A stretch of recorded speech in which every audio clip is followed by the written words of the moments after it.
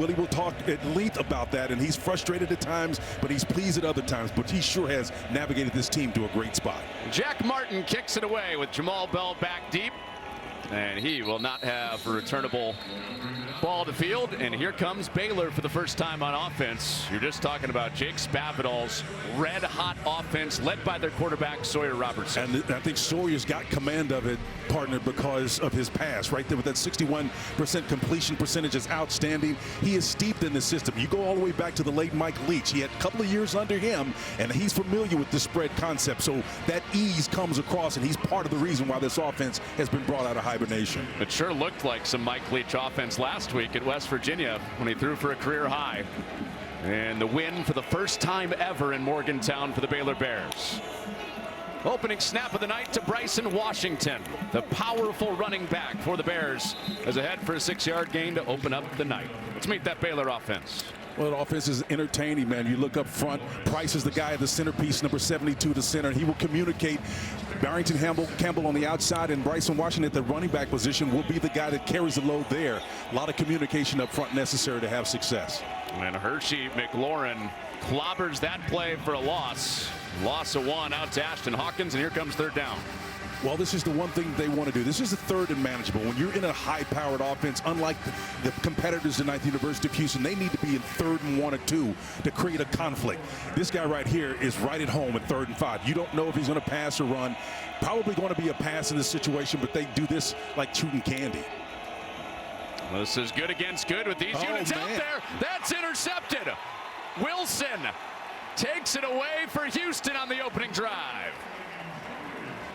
Wow, partner. I've never seen him make this poor decision. I mean, Jeremiah Wilson is just sitting, squatting on this ball. He's got his eyes inside, never really took his eyes off of it, and Sawyer just threw it right to him. Sawyer Robertson looked like he was staring him down, and this back end, which is not necessarily the strong field for Houston, they are a run-stopping team. They've got some holes in that backside, Connor. My goodness, they've got to correct that. Turnovers is the one thing they could ill afford to do. And Wilson is over there probably in the ear of McLaurin saying, hey, man, if you don't tackle me, I'm going for a pick 6. Yep, you're absolutely right, partner. If you look at the anatomy of how Houston has won some of those upsets, TCU +6 in the turnover category. So Houston's offense with the quick change out for the first time, and Rayshawn Sanford picks up a couple of yards. You see, the other piece to Houston's success is can they sustain these drives to pay off those turnovers? That's why Houston made a change at quarterback midway through the season. Zion Chris took over for Donovan Smith. Formula is pretty simple. When Houston wins the turnover margin, they win the game. When they don't, they lose. Absolutely. And Donovan Smith, unfortunately, I don't think fully ever recovered from that labrum surgery he had in the offseason, Connor. He just hadn't looked the same. Back-to-back runs open up the night, and slow to fast for a first down for Sanford. I love your verbiage there. Slow to fast through. Rayshawn Sanford does a wonderful job. Watch him just size this hole up and wait for it to develop. Pause, and then boom, he hits it. Great blocking up front.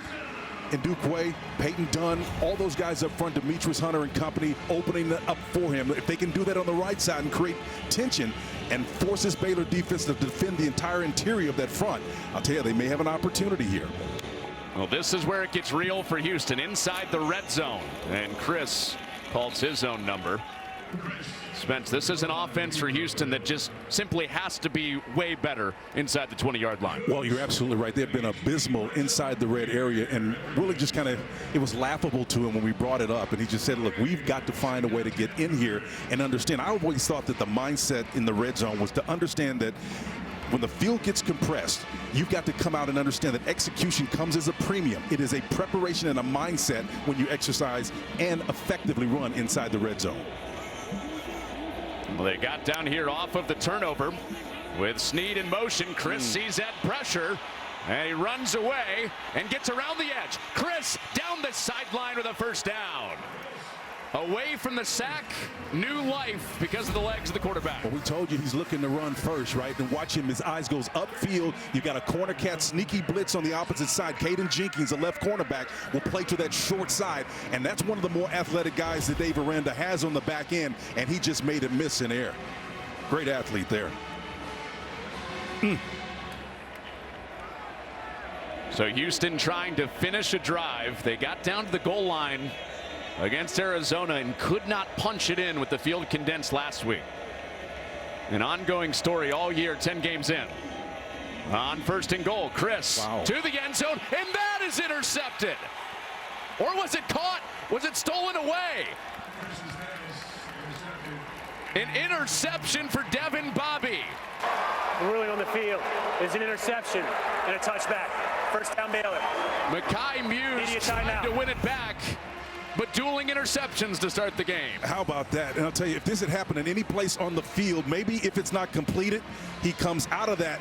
But because it's in the end zone, it is a turnover. We might be in for a night here. Connor Onion, Spencer Tillman.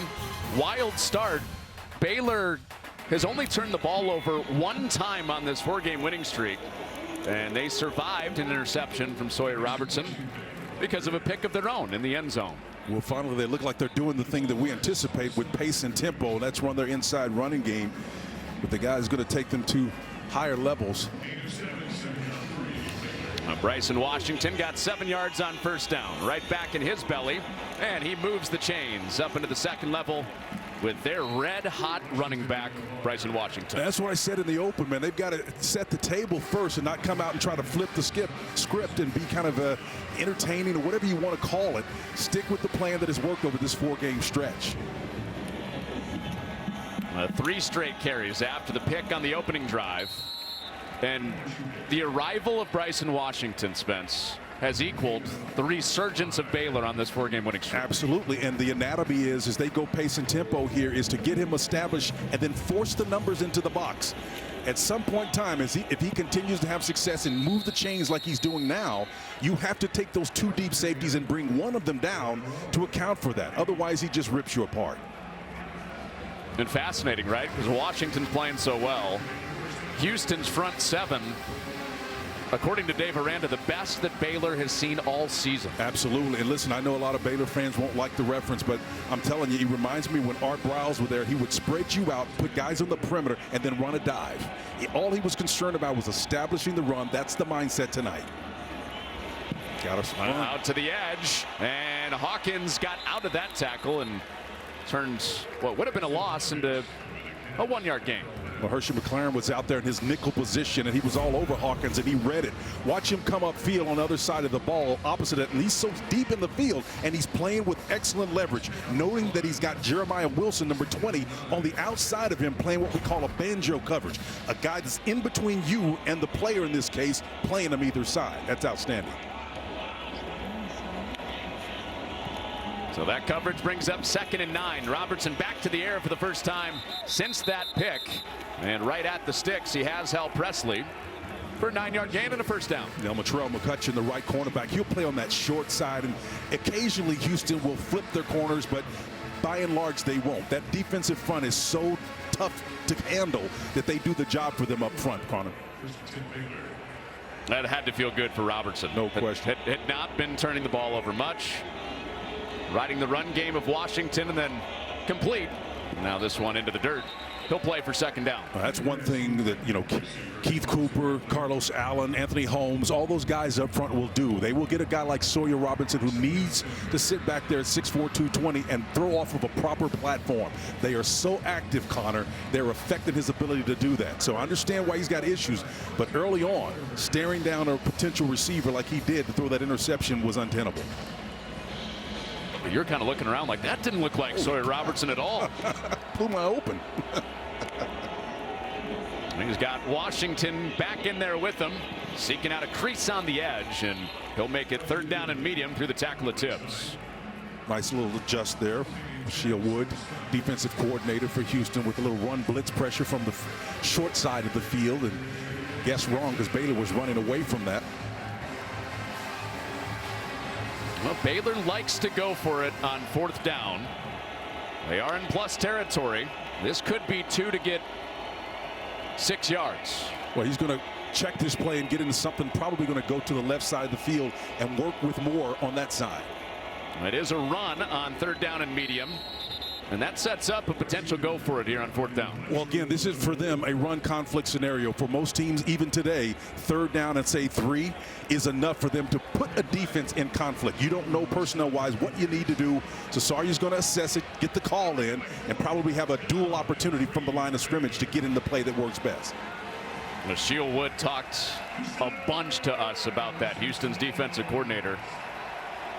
It can put your mind in a pretzel as a defensive play caller. With Jake Spavital on the other side. On a 4th and 3, they pitch it out. It's a 1st down to Cameron. Baylor goes for it just about as much as anybody in the Big 12. Baylor has so many weapons, Connor. They're working out of a cluster formation with those 3 guys bunched up on the outside. This is an extension of their run, so they can do what the University of Houston does, but they'll come out and bunch you out in the short side of the field and get the ball in the hands of about 5 deep in running back because there's a down Houston Cougar on the field. That's Brandon Mack, their overhang player on the edge, who is expected to have a big part of the game plan tonight for Houston. Two truths and a lie. Edge against Bryson Washington in the run game. You're absolutely right, Connor. They call that position dog position for a reason. Again, at 6'3", 245, he's more athletic than a defensive lineman, but he's got the mobility of a linebacker, and he can really press the issue, particularly on that short side of the field. So he comes out for at least a play, and back to the air for Robertson. He has it complete to Trigg, his tight end, and his helmet pops off as he pops down to the 10. Big smile on his face as he moves the chains. Watch number 8, Kendra Webb, the safety. He comes up and puts that head shoulder on that thigh, and it just kind of knocked him silly there for a minute. And then you got big heavies coming up front. That was Carlos Allen. I talk about how active they are. That's a defensive lineman way on the back end, and I'm telling you, there's a reason why they've got all that pressure and credibility up front. A.J. Hawley, number 2, is another guy on that back end that's pretty aggressive too. A 14-yard hit sets up 1st down and goal. Fade ball, and they're locked up in coverage. Well, Johnny Carter had the coverage. And Jack Carter was back there, and he was claiming that he was prevented from getting that ball, trying to claim it as his own. Ajani Carter on Hal Presley, 2nd down and goal. It's been a sustained drive for Baylor. 12 plays, 70 yards, following up the interception on the opening drive. And Baylor got it back on an end zone pick of their own. And Washington is met in the hole, but spins off of it. And they could not get him down. McLaurin met him at the line of scrimmage, and he got 5 yards out of it. Any mystery why they call this position the anchor, right, in their defense? Watch this one. McLaurin wins that battle. As big as Washington is, you can't win the physics lesson, partner. You get your pad level underneath the guy. It's like a jack, right? You can stop a guy that weighs 20, 30, 40 pounds more than you with the proper leverage. Well, that was inertia from Bryson Washington. Play fake, 3rd and goal to the end zone. Wow. Reaching grab, but knocked away. Are they going to call it a touchdown or no? Did he complete it? Yes, he did. Touchdown for Trigg. On the field. It's a completed pass for a touchdown. Wow, that came out fast after Trigg snared it. I think Michael Trigg sold this partner. This was a Academy Award action. Watch him get rid of this ball quickly to suggest this is over with. I've got it. It's mine. Boom. Throw it away. I think he almost intentionally did it just to separate. Watch him separate that ball and put it in his right hand. Said, look, I got it. It's mine. And he just says, look, I'm throwing it away. He almost brought it down as if he was kind of bringing it to the backside. But, man, that was quick. I don't know. Kind of getting shades of Calvin Johnson against the Bears back in the day. That's a great reference. Yeah.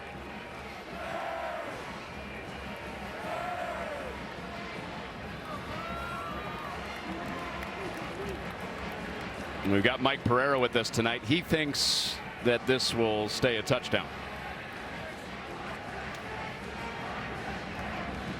Yeah, remember that play in the back of the end zone years ago? Calvin Johnson against the Bears? Absolutely. That started the widespread debate. What is a catch? Yeah, and again, these guys control it with that one hand so much these days. You got to get it in your consciousness that, hey, he had control of it. Doesn't necessarily mean you have to have both hands on it. Don't know. So it stays a touchdown. A.J. Halsey still trying to figure out how. Michael Trigg with the snag, the sell, and the first touchdown of the night for Baylor. 7-zip Bears. For Fox back in 2010. I was like the deer in the headlights, baby. Well, Mike, I'm confident it's not coming full circle. It won't be your last night on television tonight. God, nice little moment in history there, Mike. Thanks for that. Yeah, thanks for sharing both your rule expertise and a little moment in time. Okay, so Zion Chris became the quarterback mid-season. He's coming off an interception. Where do you think his mind is at after he let one get away from him? Well, first of all, now Baylor's in form to true. It reminds me of what happened against TCU, right? TCU came down and scored on that initial drive.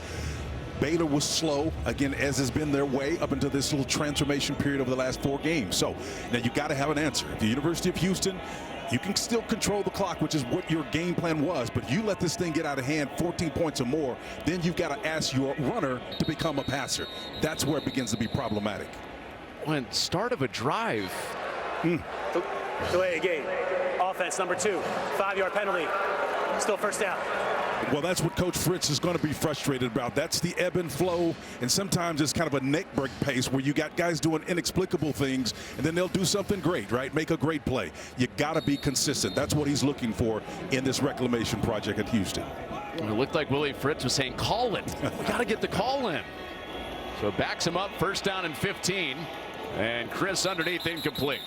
And even when the offensive line gives him the protection that he needs, you know, you got to execute and finish. But because the pass is not necessarily the first thing that they're trying to accomplish, his platform is off. He throws it in the dirt. It's just basically a check down route. You got to complete that in your sleep. And Zion Chris as a defensive play caller on the other side tonight that will play with you enough as it is. Can't hurt yourself against Baylor's defense. And they'll face a 3rd down and very long. You're absolutely right, partner. This is where, if you're Dave Aranda, if you want to pin your ears back, and remember now, Dave is kind of taking over the play calling duties, and he comes in with certainly a complicated look if necessary. I don't think he necessarily needs it at this point to show anything. He's going to stay in a 4-man look and then maybe bring one guy down and create kind of like a straight 4-man, but it's just a 4-man rush with one guy eyeing the quarterback. And Chris throws into it, incomplete. Wanted a flag. Stephon Johnson cutting across the middle, and no flag comes. It's punt time for Houston. Yeah, couldn't hit the Z receiver coming across the field here. His eyes is coming off. That's the guy that he's sitting on the entire time. In other words, he's not going through any progressions. I don't know if they trust him to this point to do that. He's eyeballing where he wants to throw the ball, which is also problematic. But right now, Houston got to punt this thing away. So Houston moved the ball after the turnover that their defense got him, then threw a pick in the red zone. And that drive fell doomed from the start with the penalty to begin. And more that is a absolutely booming punt. And it does take a Baylor roll back toward the 30. I think the worst thing about that last drive, it get Houston's off schedule, partner. Well, Liam Doty. Well, it was way back in the Bill Yeoman days, way before even his time around. And then the Tulsa with Howard Twilley and company. Old school, former Miami Dolphin. So Baylor just went on that 14-play march. The controversy at the end of it that Dave Aranda will certainly take on the catch for Trigg. Again, Mike Pereira telling us he saw a catch. Officials saw it that way. Touchdown stood. 7-zip Baylor. Well, this defense has got to generate turnovers when they've had success in one during the stretch. That's been their MO. Robertson floats it over the middle. Trigg, no doubt, reels that one in. And another big play for Michael Trigg.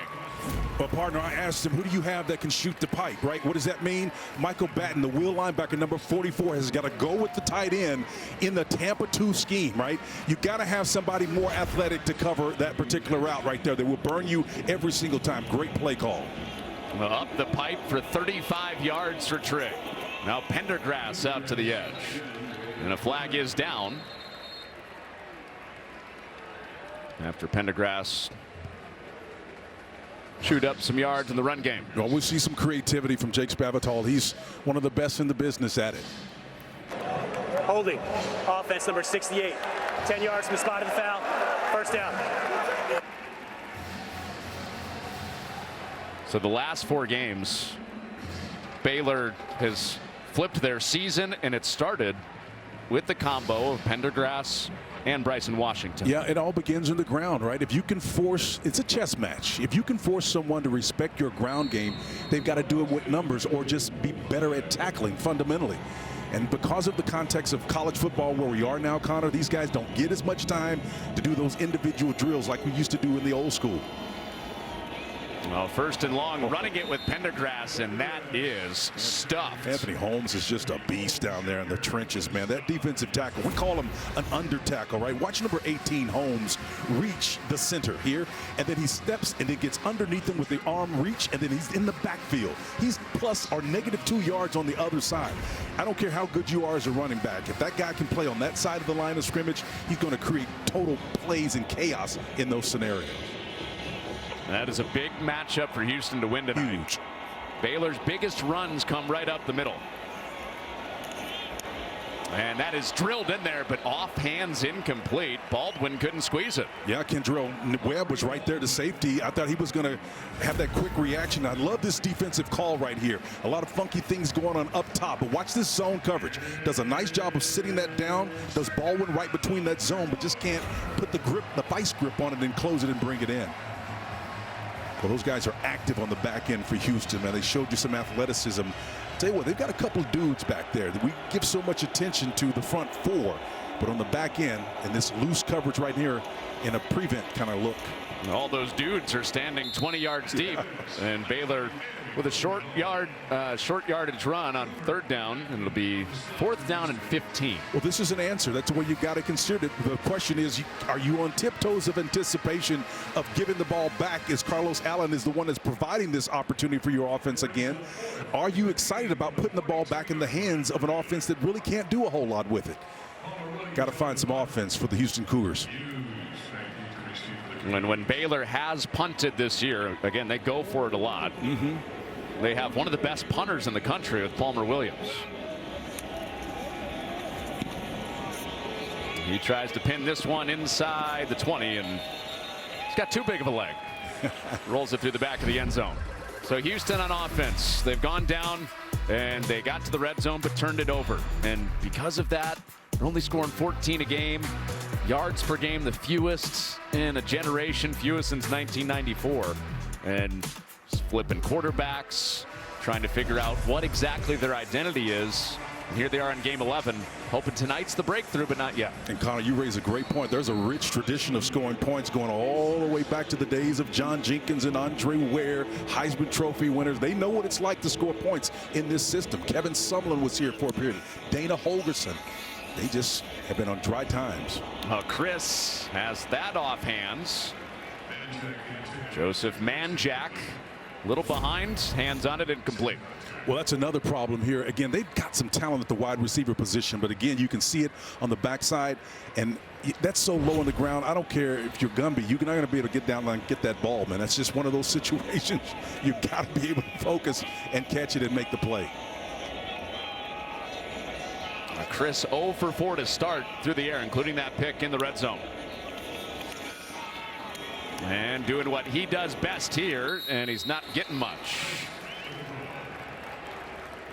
3rd down coming up for this Houston offense. That was a pretty good impersonation of this Houston defense, man. That's intentionality. Now here's a 3rd and 7. This is what you and I talked about before this thing stopped. Noel doing a wonderful job on that last stop.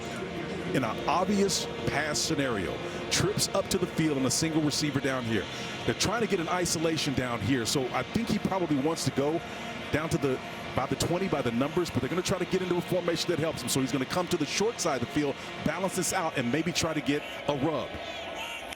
Muse running on the shuttle as a flag comes out in the run for Chris.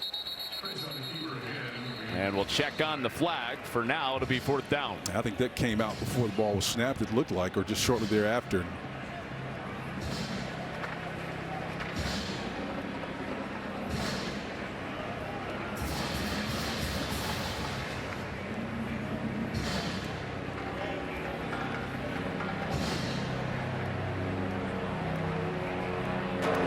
Personal foul. Shot block. Number 59 to 66. Penalty is declined. 4th down. So the left guard in the center, Peyton Dunn, Demetrius Hunter called for the chop block. Well, can't go below that waist, and then if somebody's engaged, you certainly can't block them while they're engaged, and so that's what the chop block is called. We'll see it right down here. Yeah, you can't do that.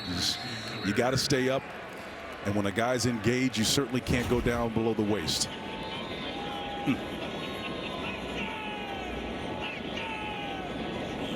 So Liam Doty had a booming punt his first time.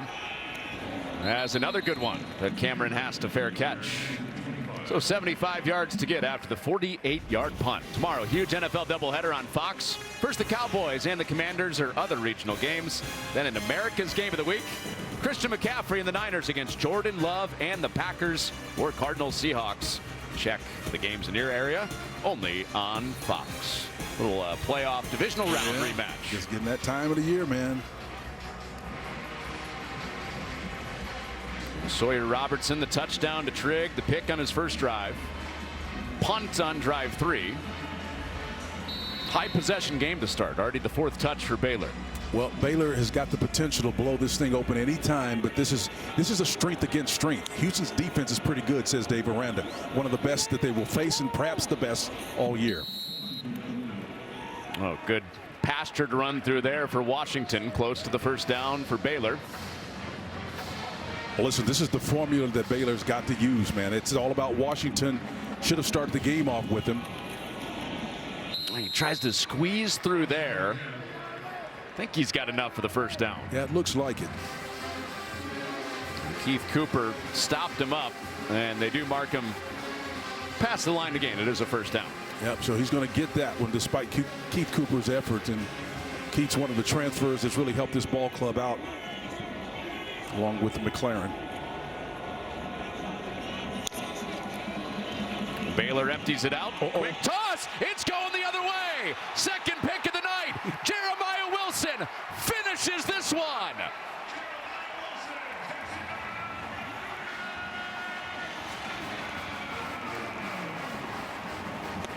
That is one way to help your offense. Well, turnovers again. That's been the script. Let me tell you, watch this one. We call it squat dog read out there. Jeremiah was a bullfrog, and he hops all over this one and just heads the other direction in great form, in the form of the great Carl Lewis, alumni of the University of Houston, showing that sprinter's form on the back end of it. I'm telling you, man, they know the licks are what it takes for them to have success, and he's showing it in spades tonight. I wish the people back home could have seen you doing your Carl Lewis impersonation. It was a bad one, but man, he ran with form correct. Well, remember that first interception for Wilson. He got hit by his own guy, or else he might have done that earlier. And I think the difference was you were in a short side of the field, which made it inexplicable that Sawyer stood him down and then just turned it as Willie comes over and puts that chain around his neck and says, son, that's the turnover chain. They've got that on the sideline. Everybody's doing that these days. That's his 3rd interception of the season. You can watch him make the play at the top of the screen. Watch this. When he sits on this ball, he's back off, right? His eyes are trained on the quarterback. They're looking inside right where he wants to go. And because he's in off coverage, it entices Sawyer to throw that ball thinking he doesn't have skills. Let me tell you something. Jeremiah Wilson has skills. They've got speed and closing speed on that back end, Connor. That's a talented group. You could see Sawyer Robertson kind of dip his head as soon as he threw it. He knew that that was trouble. I'm not sure he actually saw him because of where the underneath coverage was, and they will run a defensive end or whoever that dog is over there on the outside. It's usually going to be McLaren in the nickel spot, and his line of sight, I don't think actually saw him. And then the speed that he demonstrated, Jeremiah, when he came up, I think it just suddenly shocked him. It's a great play. A short kickoff. And Bell brings it out across the 25. So that Houston defense reigniting that sideline in what's an unfamiliar spot now for Sawyer Robertson. The last 4 games, 1 turnover as a team, 2 picks in the first quarter in this game. And that's exactly what the script has been for Houston when they've had these upsets against TCU, Kansas State. They have been dominant in the takeaway category. And so that's the form, exactly what Baylor wants to stay away from, Connor. And to the extent that Houston, you can see it in the energy on special teams, can stay with that script, they're going to be engaged. Well, after the first interception, Baylor went to Bryson Washington a bunch to get Robertson settled back in. And it is Washington to start this drive on what could be the last play of the quarter. Yep, and partner, they say the inner game cannot not be played. Here's the problem with that. You throw the pick. Baylor went on a 14-play drive, ending with a Michael Trigg touchdown. Their one score in the first quarter. Robertson steps up, back over the middle, and Trigg shows those strong hands again in the middle of the field. Yeah, underscore what Mike said earlier when he made that call about the control. You can see the reason why you're tempted to go in that way. Watch the control that he showed. You got 2 guys tugging at you. Holding. Offense number 72. 10-year penalty. Second down. Well, it won't count. Yeah, unfortunately, he's coming back. And again, you got up front Colton Price, the center.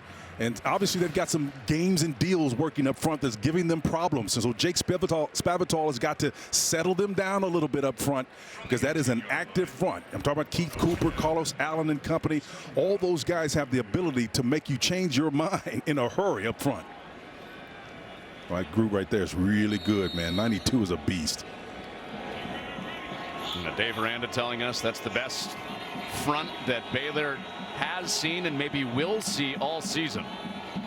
He backed up behind the chains after the hold. Robertson to the wide side, on target and close to a first down with Hal Presley.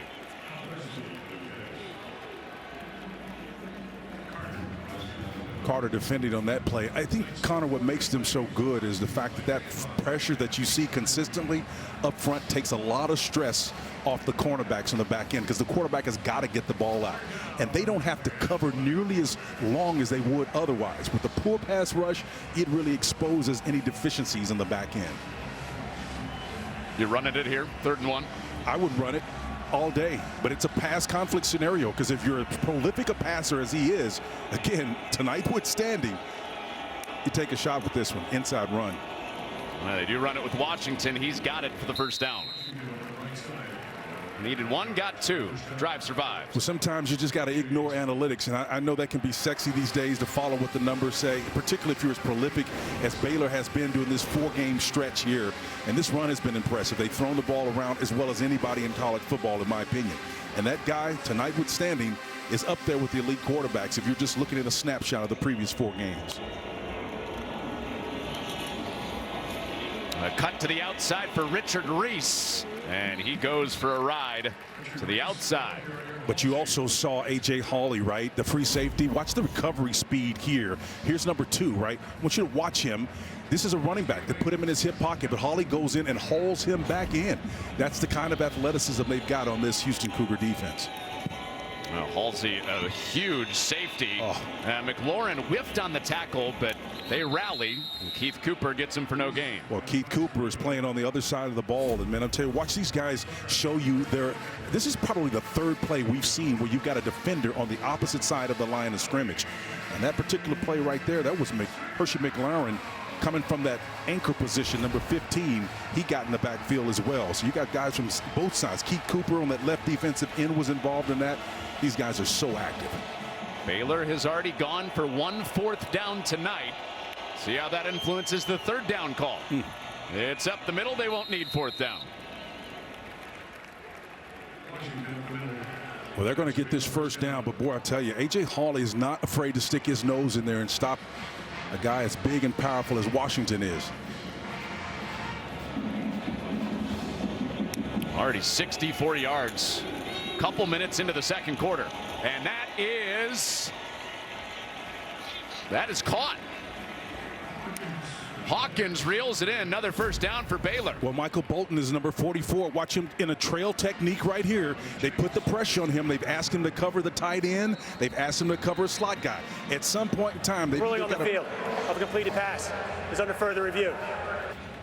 At some point in time, they've got to bring Kendrell Webb down a little bit earlier to help him and take over that particular aspect of it. You can only ask the linebacker type body to trail or run with the guy so far that's more athletic than he is. With this going up to review, that first look we got at that, Spence, it didn't look like that ball ever hit ground. Oh, it looked like he had control of it. I mean, from the angle I saw. Take a look again and see if the ball is released here. It's low, exactly where it needs to be.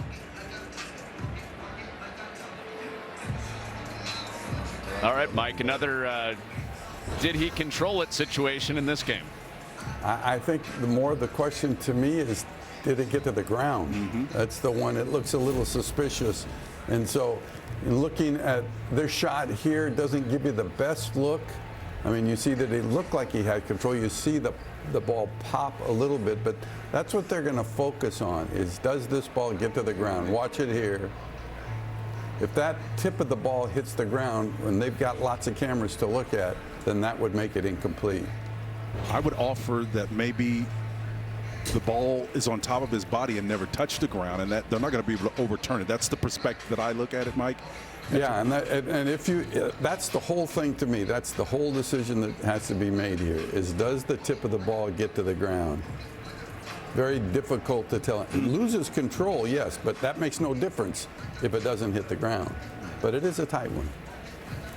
Well, thanks, Mike. If this is either confirmed or stands, it will be a 16-yard gain and a first down. And the call on the field was complete. After further review, the ruling on the field stands. First down, Baylor.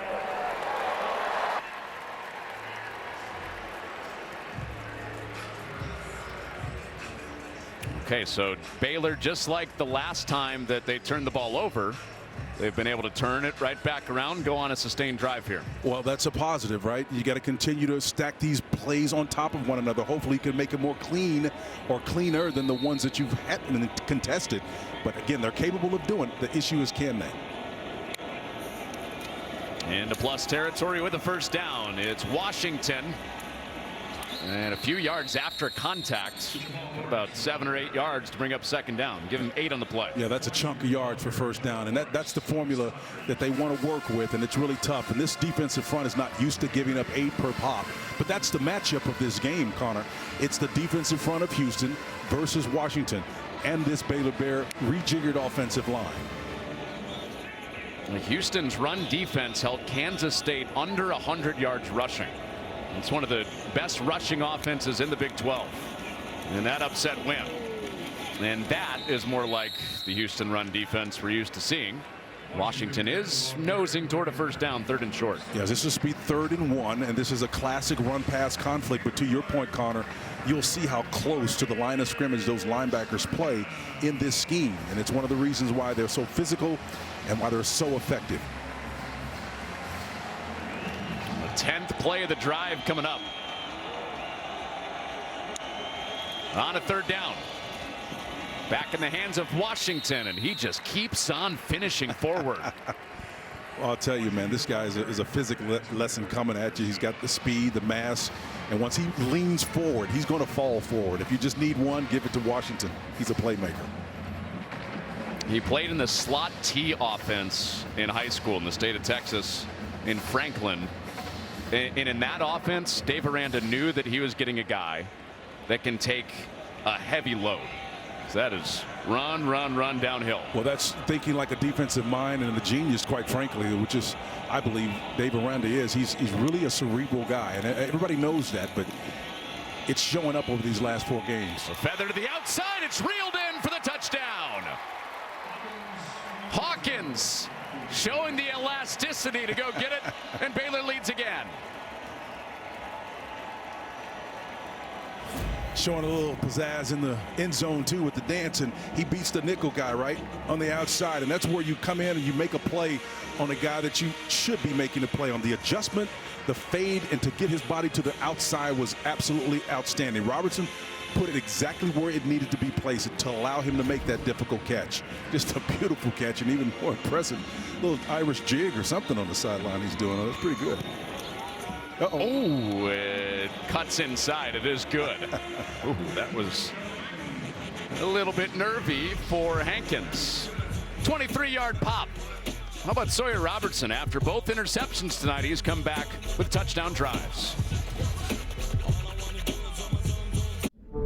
Get a great job at rebuilding through all the significant changes. 2021, the landmark court decision that changed everything. He has been consistently producing winners. Stacy Snead starts this drive for Houston with 6 yards. We confirmed it with the conference this week. A spokesperson for the conference admitted these are messy scenarios potentially, but everything we've gone through, 9 teams still in it as of this moment. Well, somebody said if it's good or bad, just give me publicity. And I think this is good for the conference to be able to talk about it, and you leverage it in recruiting. You inspire your players on the roster and those who would be in a future point. Staying competitive is important. Back-to-back carries for Snead, and he redirects and carries ahead for a first down. Well, that's what you need. You know, this is part of the plan. You would prefer to do it from either an even standpoint, 14-14, or even an advanced standpoint with the 2 turnovers. But can you convert those into points? And that's been something they've struggled with. Forget about the offense itself, but converting points off a turnover, that's another aspect that we haven't even gotten to yet. Only 45 total yards. Houston has been outgained big time. But here they are on a drive, middle of the second quarter, chance to tie it again, thanks to the pick 6 from Wilson. Oh, wide side throw, and Chris with his first completion of the night out to Johnson. Well, see what kind of route Johnson runs. He's on the outside again. He's going to, it's an out cut, but he's going to time this thing and pivot and turn and come right back to the ball. Joseph Dodge was out there covering him at that right cornerback position. It was a drive route that he set down with a nice little 5-yard cushion. That ball was coming out. It was a timing pass. Those are the types of routes that Chris can throw effectively. So as Houston tries to play spoiler tonight and keep their postseason hopes alive, they stay on the move, but now going backwards. Devin Bobby up from safety. He came in that safety position. He was Johnny on the spot, man. Bobby was there, sitting right on top of him, and that's what you know your defense is flying around.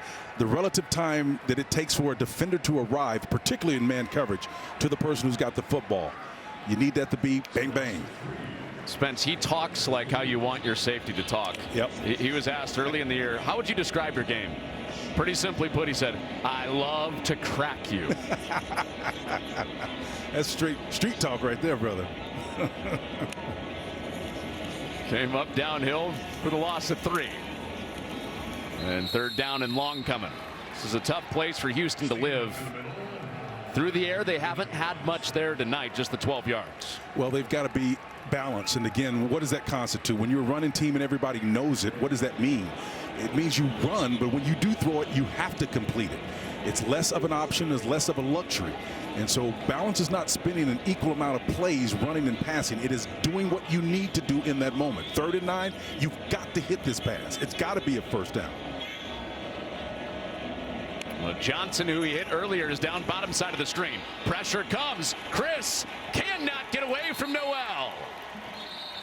Jones the first pressure. Noel cleaned him up, and it's 4th down.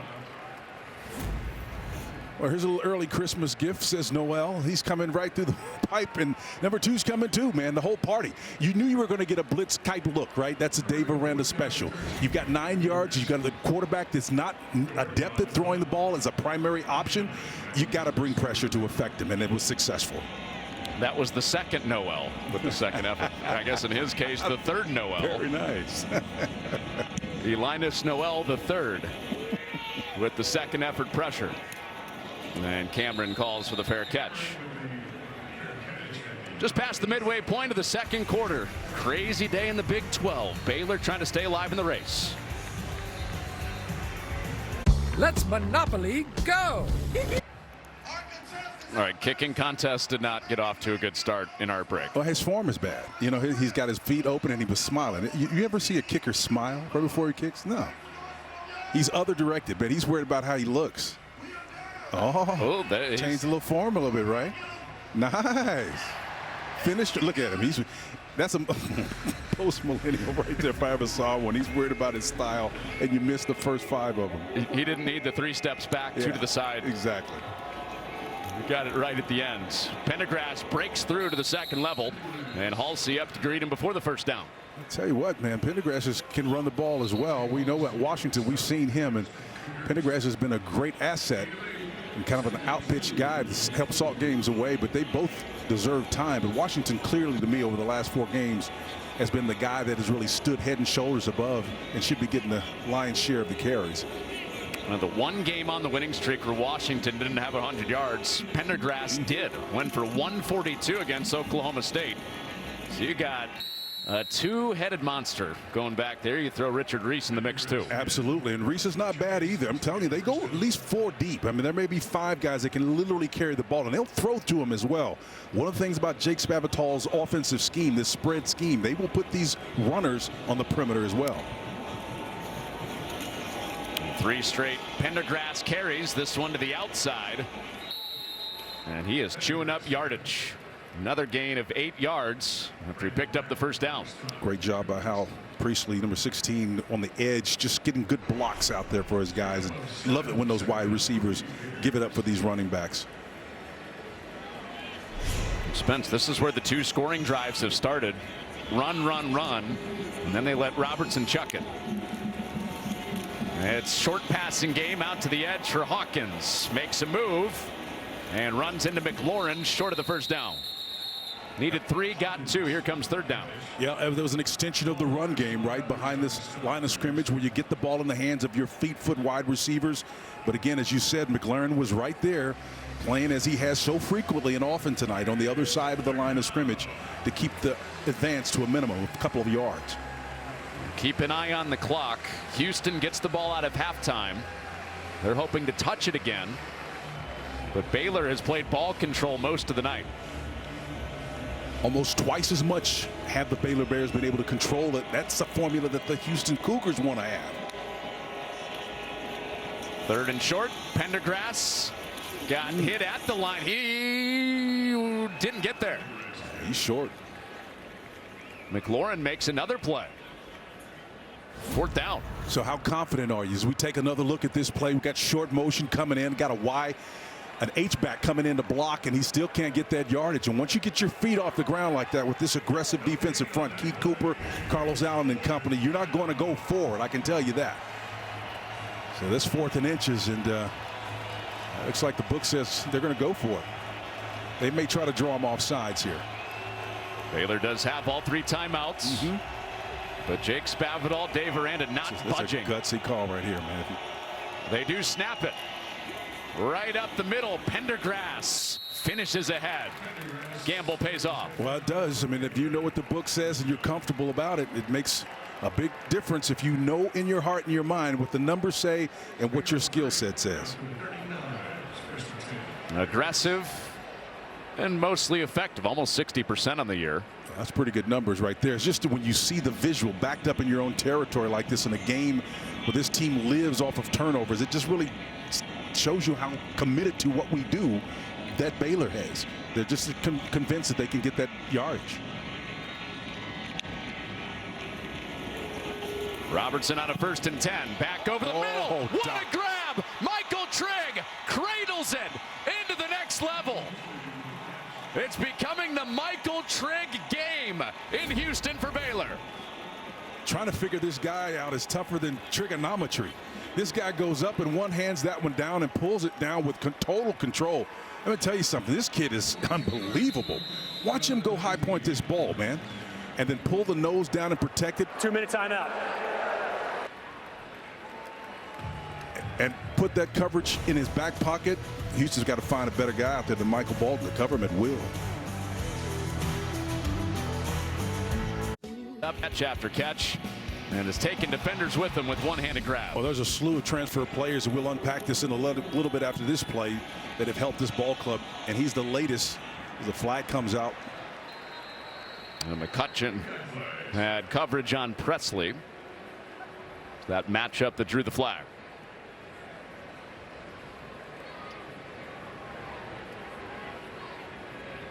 Personal foul. Face mask. Number 1 of the defense. Half distance to the goal. Automatic first down. It is on Latrell McCutcheon. They got the right cornerback over there on the face mask, and when you're playing man coverage, sometimes it's easy to do that, man. You just got to be mindful of the fact that you play great technique, and that will insulate you from some of those poor calls or poor decisions on your part that draws those calls. Technique will cure a lot of that. And Trigg back out there. He's up in the slot. Oh, he's tough out here, man. And they run it. Pendergrass is inside the 5 on 2nd down and goal coming up. Well, Trigg is one of those players that Dave Aranda has done a wonderful job of assembling via the transfer portal. You look at them. These guys are guys that make big contribution to this team. And no one has made a bigger contribution today than Trigg has. He has been outstanding with his possessions and his catches. Was he saying throw the ball? That's what it looked like he was saying throw the ball again. And they run it. And Halsey up to make the stop, but Pendergrass backs his way through that contact. And Halsey was looking for a little bit of help. Number 2, he says, look, this guy's, he's tough to bring down. Pendergrass is trying to get to that end zone. And Halsey says, let it go. He's looking for another TKO, man. It's an old Teddy Pendergrass reference there from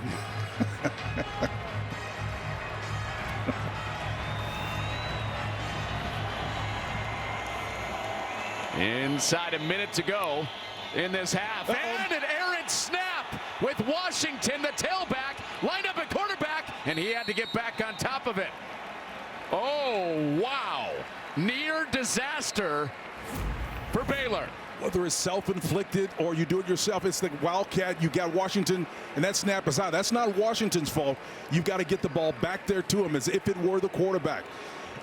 I mean, that's unbelievable, unspeakable. You're on the doorstep with a chance to create some distance between yourself. You're the traveling team.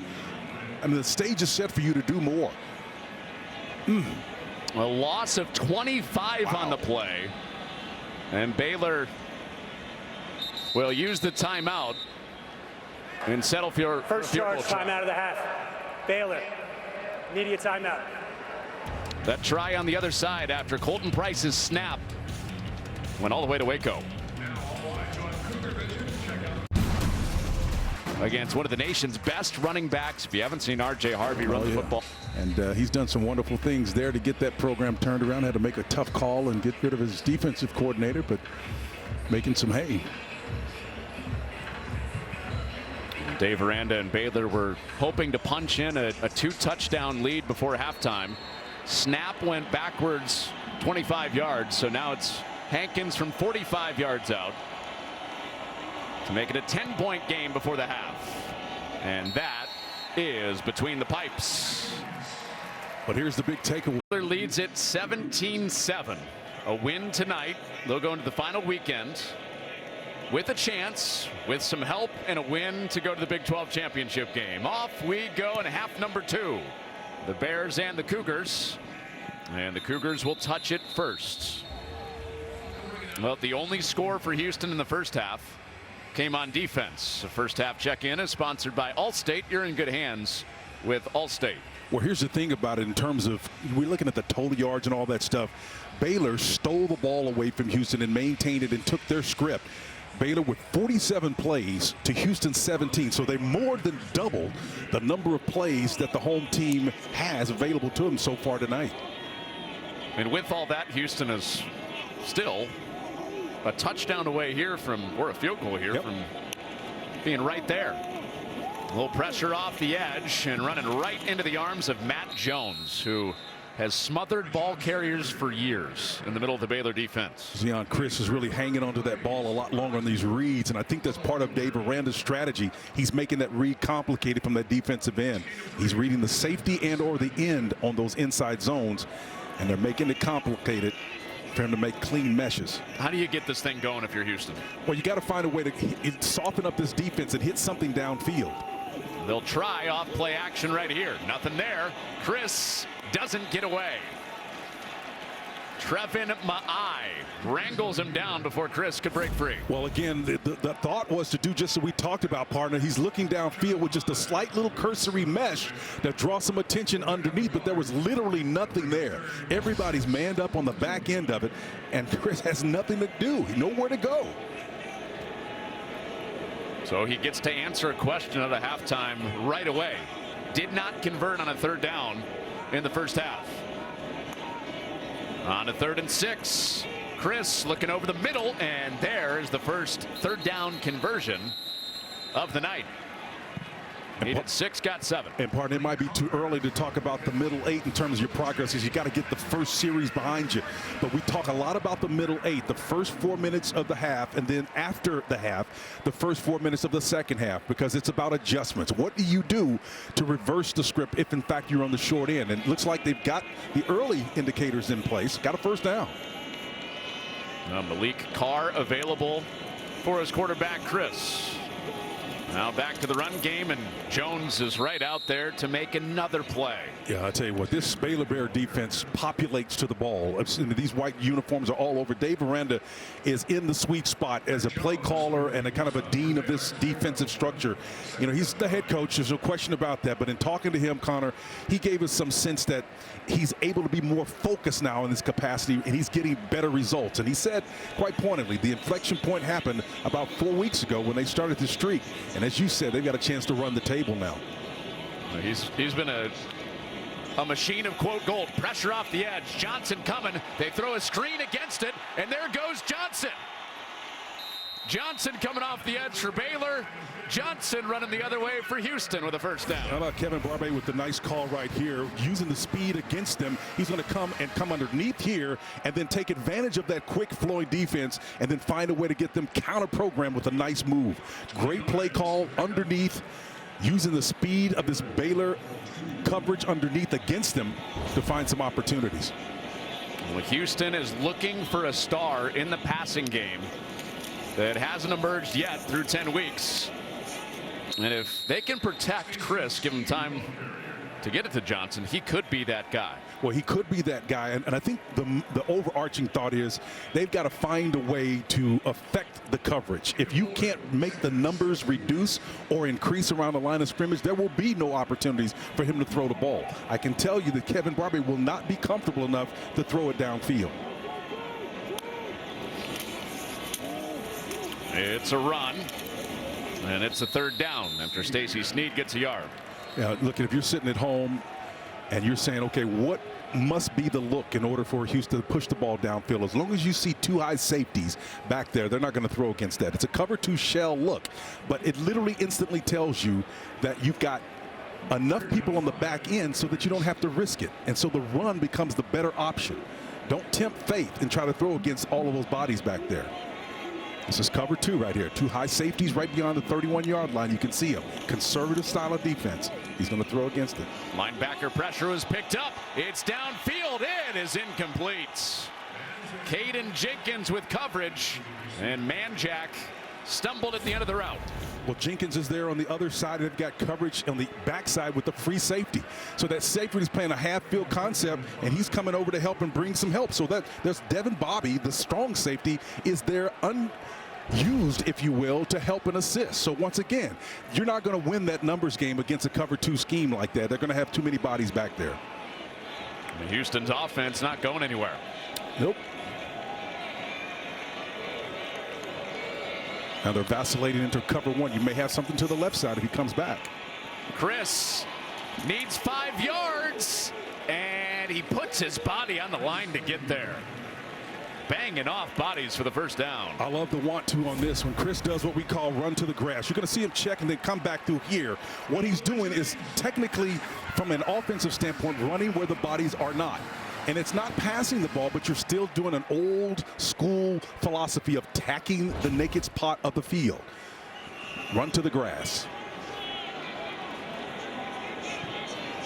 So Houston with an extended drive out of halftime. Reversed through the tackle of Gordon.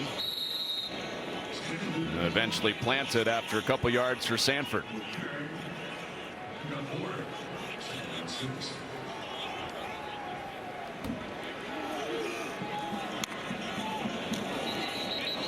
When this play blown dead, flag out at the top side. False start. Number 6 of the offense. Never got fully set. 5-yard penalty. Second down. It's the tight end Malik Carr. Well, that one hurts too. Again, you've got to be able to, as a tight end, understand exactly what you're trying to do. And everybody's got those little flip cards out there, and they're going to be looking at them to figure out what's going on. There's some newness here to this concept, but that has nothing to do with you jumping off sides and out of movement. If you're thinking too much, you can't play fast. It is very synchronized when they look at the play card. Everybody doing it at the same time, all 11 guys. Oh, dropped snap. Chris has to improvise. And he does make a little out of that. What could have been a disastrous snap turns into a 4-yard gain. Nice little move on Trevor Maai there. Watch him, number 9, and after he gets rid of him, just makes him miss in open space. This guy's got athleticism, but it's unfortunate that it has to come after a mistake and an ill-advised snap. And again, he's not able to handle that, but he's making a tough situation less difficult than it would be otherwise. Houston went for it on their last 4th down. The season long for their kicker, Jack Martin, is 49 yards. So this is in his range. Be 47 from here. Chris to throw on 3rd and 7. Runs out of time. Running away from tacklers, and back to the line he goes. Into the waiting arms of Maai one more time. That's just too much to ask this offensive line to protect that long, and then Chris's eyes comes down off of field, so you know what he's looking to do at that point. He's trying to run the football. It's not going to be many opportunities against this defense.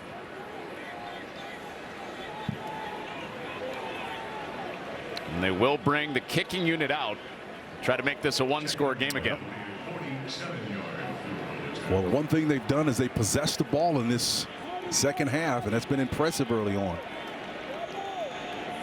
Just inside that season long of 49 for Jack Martin. And 47 out. And plenty of leg on it, but that was outside the pipe. Wow. That was very close.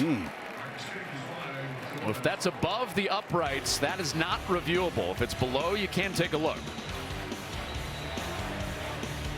2 truths and a lie. No goal for Houston after they held it for almost 7 minutes. Keeps this a 2-score lead for Baylor.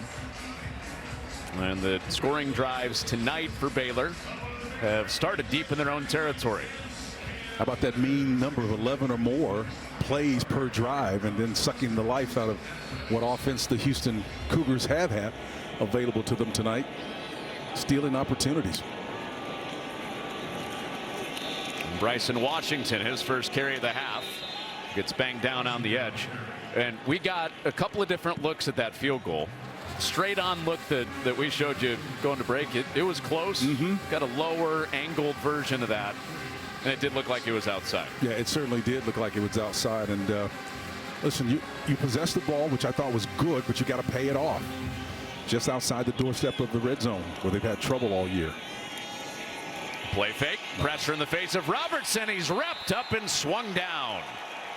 Jamal Morris brings him down for the sack.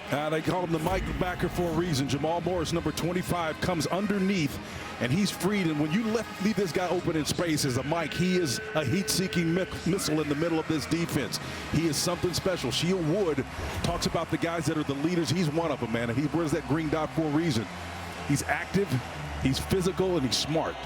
And the guy that has taken the Spencer Tillman path, played at Oklahoma and has come on to Houston. Brings up 3rd down and 17.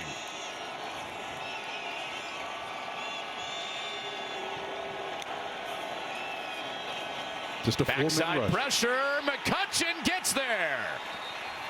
With that 4-man rush. That's all they needed to bring up 4th down. Didn't mean to step on your part, but man, when I saw this lineup, they were playing with a 4-eye technique, and at outside, this position right here, right? This is called a wide 9 technique. This arm under, I've seen this guy make this play 7-8 times this year. There's not a tackle in America that can cover him consistently on that move. He is so good at coming around the edge on that outside. So impressive.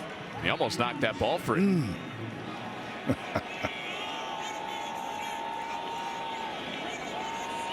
The reaction from McCutcheon was kind of like, yes, I'm glad I got home, but also got to get that ball out. That's the one way that Houston has scored tonight. On the pick six. This is Muse to the outside. Flag does come out. Unfortunately, they may get a little hole in here on Houston again. Those up backs are trying to help out, and they're trying to get the return and get a little handsy. Willie's not going to be happy about it because he's a stickler for detail, man.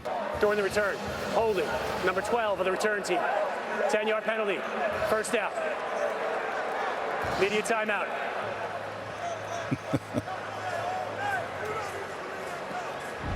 What was that call, Willie Fritz mouths?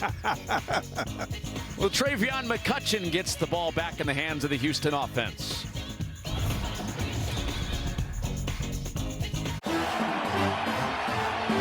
Some people just know they can save hundreds on car insurance by checking Allstate first. Like you know to check your spelling first before taking off your shirts.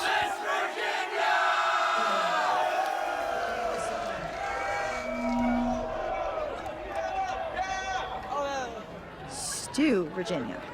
Yeah, checking first is smart. So check Allstate first for a quote that could save you hundreds. Houston gets another crack at it after a missed field goal their first trip down, where they had almost as many yards they had the entire first half. That's a pretty good adjustment, right? You found some things that worked, made a little soft spot in the middle of that defense, but you still didn't come away with points. Got to do something about that. Muse running the shuttle again. Jones with the pressure. They almost got there, and it's knocked away. Lorando Johnson with some help of his friend up front. Matt Jones getting pressure in the face of Chris. Yeah, Rashawn Stanford do a decent job with the pickup, the blitz. You see him get his nose in there, but that's just a little bit too big a body for him to handle Mike Jones. The Mike linebacker, Matt Jones, the Mike linebacker came and butted him up in the middle, but great effort. Like the idea, but you got to finish.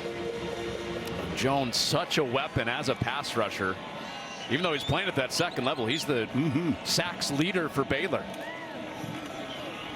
Back to the run game with Sanford, and he spun off the hit of Trey Wilson, who was along his back. Here comes 3rd and 7. Well, I can see what the strategy is to use the speed as we look at Jones there. Dave Aranda, use the speed against them, pace and tempo. That's what they're trying to do against Baylor, to find some ways to get them upfield and maybe some quick hitters underneath. Just the 1 third down conversion in this game for Houston. They attack this area of the field, partner, right there. That's where they went to get that 1 conversion. Well, Baylor was still trying to get set, and back to the middle. It's another first down. Same spot, different guy, Mekhi Muse this time. It's not rocket science. You attack the grass, and again, even when you come to the line of scrimmage, why do you do it faster than you typically would? So you can assess things. So at least we know this much. They've given this quarterback, Chris, the ability to make adjustments, and Willie is trusting him to do that. He's got a core full of plays, maybe 5 to 6 plays, that he has the option to get the call on that he needs. That middle of the field is where you need to attack. They got it to the guy that's their energy giver, Muse. And Sanford up ahead, brought down by Devin Bobby, 2nd and medium. And that applies to not just the passing game, but in the run game as well. If you can get the right angles and blocks, partner, you want to attack that in the run game. As you alluded to a minute ago, Dave Aranda is a very active coach. He's going to run blitz occasionally, but if you get gutted and get caught on one of those run blitz, they can take that one to the house really, really quickly. Houston much better in the run game since halftime. And that is a big hit from Keaton Thomas. He punched it out on Devin Williams to bring up 3rd down. Boy, that was a violent hit. Thomas comes in there, number 11, man, and he just at that wheel linebacker position. They call it weak side, but there's nothing weak about the force that he comes with this ball. Inside out, it's in the ground, and again, it just looked more violent when it was in real time. You can hear the sound. Probably never had a chance to have a legitimate completion, but just the physical presence of this defensive stop unit is impressive. The middle of the field has been the point where Houston's got it on 3rd down. They run it this time with Snead, and he wiggles his way ahead to move the chain. And you had what we call an inside game that was working, and sometimes we call it scissors twist. When these guys do like this and they crisscross, right, you got to make sure that you not vacate the area which you're actually leaving. So that crisscross means you have to have run fits. And listen, Dave draws them up where they're supposed to be run. But sometimes when those guys crisscross like that, Connor, they can get moved off their alignment and they lose their integrity. It's great to have games and deals working underneath, but you cannot get out of those lanes. Dave Aranda gives you so much to look at. There's another inside game. They may get a penalty on that. That's a hold. That's two flags are out. This will come back. Snead coasting down the sideline, but this one will go all the way back. Yeah, it's coming back, and you'll clearly see where the games and the deals may cause problem for an offensive line, but they can cause problems when they try to make up for it, and they end up getting the guy on the back of the legs. Holding. Offense, number 72. 10-yard penalty. First down. Yeah, big Tank Jenkins back there at that right guard position. You can see 72. You can see right here, and watch him kind of fold underneath, and he grabs the guy with that hand right around the neck. Big guy. Yes. Trey Wilson was saying, come on, man, I would have had that sack. Tank says, I'm 6'3", 320. I'm not going to let you just run past me now. How about this quad look? 4 receivers. Baylor had to hustle to get aligned for that. And Johnson off a hit. He escapes and backs his way all the way to the marker. How about that? This is almost 20 net yards here, but look, they're trying to get there late. Baylor doesn't have enough bodies over there, so you've got 4 wide receivers and 1 off the ball. The formation is legal, so that clears the first hurdle. But look at the aggressive that they run with on the back end of this one. Johnson does a wonderful job of closing the deal and finishing the run. And Kylan Reed was lined up in between the tackles to begin, had to race out there. Then the effort after the catch leads to a 19-yard gain. Fake pitch, back over the middle. Carr juggles it and recollects and saved what could have been a Baylor takeaway. See, right now, the Cougars are executing. Tank Johnson did a wonderful job of his protection here on the outside because they had a blitz pressure coming from that side and the double clutch and then the concentration enough to bring it on the second bounce and the focus and the eyes to bring it in and to finish intact with the ball in your arm. Now, can they close? Houston has found some space in the passing game. Oh, double pass, trickery here. Throwback all the way to Chris, who has blockers out in front. Chris escapes. First down and more. Using the entire field into the bag of tricks for the Cougars. You know, speed kills, but it also, by formation, have got you populated on the far side of the field. You got caught earlier with not enough numbers on there. Certainly you're not going to get caught this time, but hey, we're going back the opposite direction with the ball. Can you get all your bodies over there? It's tough to respond to this. Great trickery. It's working right now. Let's see if they can finish. So that's why Man Jack doesn't work well. Back inside the red zone for the second time tonight. Turnover the first time for Houston. And Chris has swallowed up Noel. Lassos him for a loss. Oh, big Noel does a great job of staying home right there. Now, I will say this, man. Kevin Barbe is doing a wonderful job of painting the field, right? Whether it's trickery or not, going from left to right, making this defense work hard and then using the athleticism and speed against them. They're trying to sort it out, but it's been really tough on this last drive. And no points in this third quarter yet. 17-7 at half, 17-7 as we get to a half minute left in the third quarter. Nice. Chris slings it in there. And down to Sanford to bring up third down. Rashawn Sanford. The fourth quarter. With back-to-back wins, Houston can go to a bowl game and year one with Willie Fritz. Chris on the roll. He pumps, he escapes, and he throws incomplete. He's looking for Manjack back there in the end zone. He paid for it too, took a shot. But again, if you don't have the athleticism that Chris does, you don't even have the second chance to make that play. Watch him make one guy miss. The second guy's coming in and does get a hat on him and pulls off. But at least he's able to get that ball off and have a chance to make a play. Now it's 4th and 4. So they can't get this one on the doorstep here, man. This is 24 yards. They got to get this. Jack Martin just missed Middle of the third quarter from 47. About half that distance here. And this is a one-score game. 2 trips to the red zone tonight for Houston. 3 points out of it, but down just a score. Remember, trainees. Sheil Wood, the defensive coordinator, his counterpart, has done a brilliant job of responding to what success Baylor had in that first half. It's 3-0 Houston on the scoreboard since halftime, and Robertson throws it away. Into the boundary, Sheil Wood taking away some of that underneath stuff that was there for the offense. And we haven't seen, Sawyer move very much outside the pocket. He hadn't needed to, but when he does go in a foray out there, you see that area. It's covered up. They've got bodies all over the place over there. And that's to credit of a couple of things, that defensive line, and certainly on the back end, Sheil Wood's design and his scheme. Spencer, you wonder which version of Sawyer Robertson will we see on this drive? Seen some really good. We've seen some turnovers tonight in this drive with no momentum yet. Anthony Holmes brings up third down. Well, we know what version we're going to get of this defensive line right here.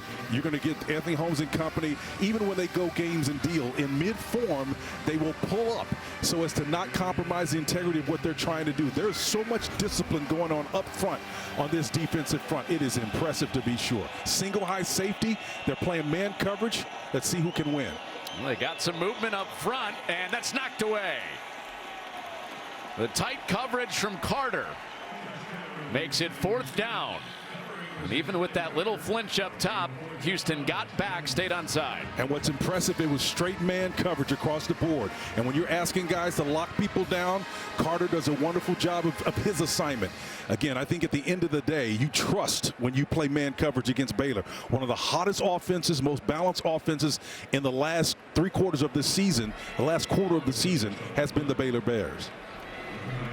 Well, you don't usually get too fired up when you have the punter and punt returner out there, but when it's Williams against Muse, one of the best punters in the Big 12 against a game-changing returner, got to be on alert here. A lot of water here. Muse has a chance to bring it back. He did wave his hand. Well, he gave the sideways wave. That was enough to stop it. Cooper DeJean would like a word. Goal last drive for Houston. Well, he's been impressive this second half, hasn't he? And when he's had to throw it, we talk about balance. It's basically completing passes when you have to complete passes. And he's done that. He's exploiting the middle of the field, taking advantage of the speed and quickness of Dave Aranda's defense. And then when they had to go to the trick, the bag, it was full.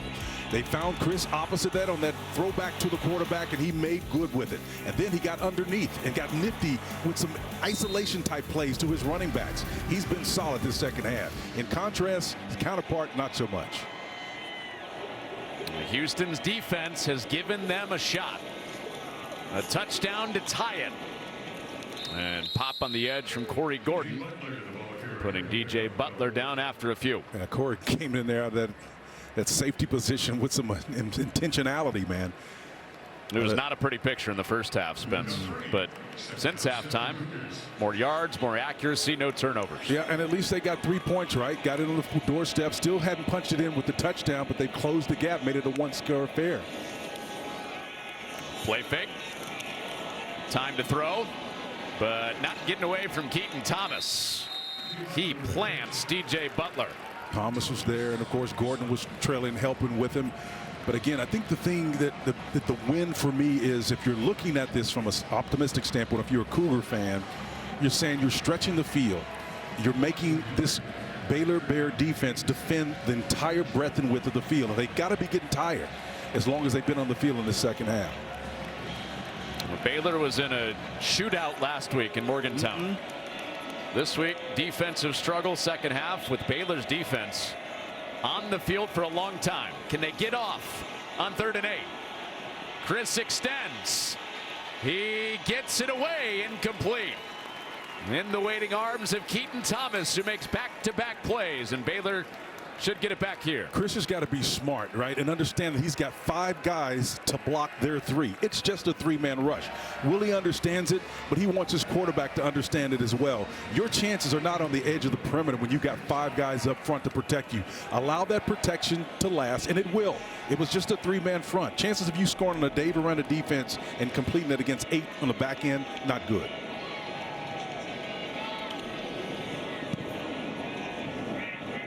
Doty's had a good night. This one a short one. Oh, why not wait? Yeah. Oh, why down that so early? That was taking a Houston roll. So a difference in field position for Baylor. Trying to get this thing rolling again like they did in the first half on offense. Now, when you're a team like Houston and you just nailed it. Legal touching at the 24. First down Baylor. You just nailed it, partner. When that ball is moving like that, unless it gives you a definitive kick backwards, if you guys are young and you're out there, special teams, these types of games have to be won in the margin. And if you're the University of Houston in particular, that third leg called special teams is going to be absolutely huge. Well, on the 4-game winning streak for Baylor, that's been the guy. Bryson Washington has just 1 carry since the middle of the second quarter. And they give it to him, but they're waiting for him. Anthony Holmes has been real active on the few times that Houston's been on the field in the second half. And that 1 carry you talked about produced 3 yards so far. And again, that one was just a couple for 2 yards there. And so now they're behind the chains. Is a place they weren't in the first half. Let's see how Houston takes advantage of it, if in fact they can. Think about some of the scores in the games that Houston pulled off upsets. Kind of in this range. Sounds like it. It looks just like it, man. Riding this defense. On 2nd and 8. Robertson complete. First down. Making the turn. It's Hawkins. And he's out around midfield. Staying on his feet. And driving the pile forward. Baylor needed that. Desperately. It's just a mismatch for Hersey McLaurin, again, number 15. He comes out of that drive route and it just can't. It doesn't have the athleticism to turn and pivot with a smaller wide receiver. And again, found a nice soft spot. It was kind of like a man under concept where they actually switch it off to zone. Hawkins had a touchdown in the first half. He has Baylor in plus territory, riding Washington.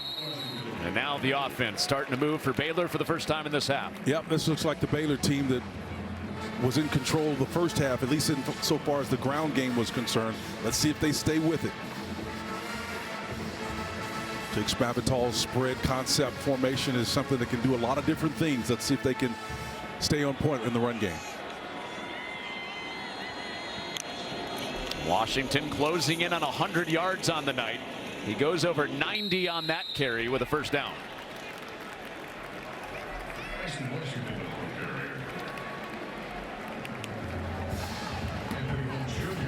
Well, that's what you want to do. The art of how to close a game. That's what you're seeing right here, an attempt at anyway. Baylor's drives have been 11 plays, 14 plays for scores tonight. Right on the edge of field goal range for Hankins, who's made from 51 this year. Robertson running out of pressure. Flag came out. Well, that's in the area of holding. Came out right as Robertson got away. Holding. Offense number 1. 10-yard penalty. First down. It's on Trigg. Well, he gets a mulligan, man, after the big plays he's made tonight. So watch number 1. He's detached on the outside again, and he sees there's going to be problems on that edge. And you know what? If there's ever a case or scenario where you're willing to take that penalty, I take it. Because you're giving a guy a free run at your quarterback who didn't have anything on that side of the field, and his only other option would have been to run it. And you would have had a big old Keith Cooper standing in your face. That's a big ask, right? That's a big ask, man. Keith Cooper, the top pass rush guy for Houston, coming at him. Washington up the gut, meets Halsey and takes him for a ride ahead to the 35. Tell you what, they're paying a price for it just physically, but this Baylor Bear team is showing the University of Houston how to close the game. A.J. Halsey's no weak character at that free safety position. It's about 6 foot, 215. He got dinged on that play, too. He came in there with the mean intentions. See all these guys with their hands on their hips. When they're breathing, they're trying to get that deep breath in, man. I think I said 35 to the 40 on 2nd and 13 for Baylor. And it's Washington. It stopped, and it's 3rd down. Kentrell Webb crashing in off the edge. Now, this is uncharacteristically a 3rd and long, and so this is one of those plays where let's see what you're going to do if you're Sheil Wood, the defensive coordinator. How are you going to play this? Are you going to be aggressive and force the issue? Are you going to play back with coverage knowing you got 12 yards to gain, and then trust that defensive front to get pressure? Let's see what he dials up.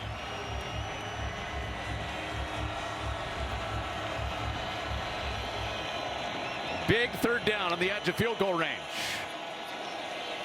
Play clock inside 5. They're not going to get this off. Baylor's got to go. Nope, they're not going to get it off. Wow, that cost them. Delay game. Offense. Number 13. 5-yard penalty.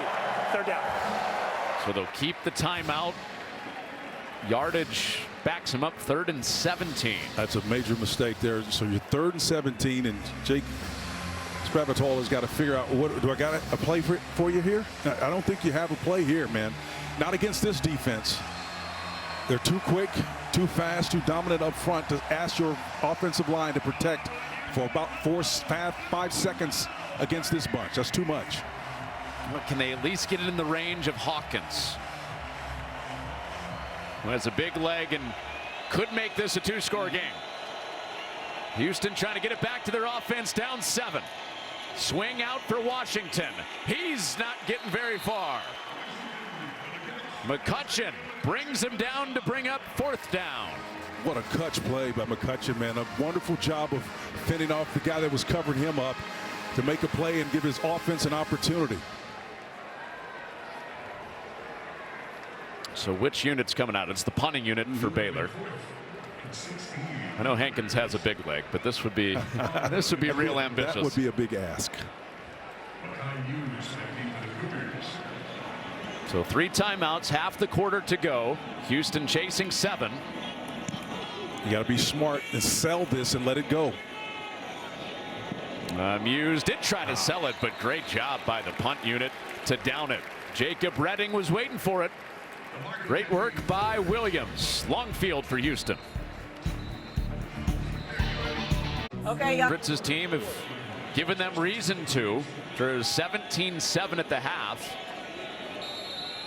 The Houston offense trying to embark on an Odyssey-like drive here.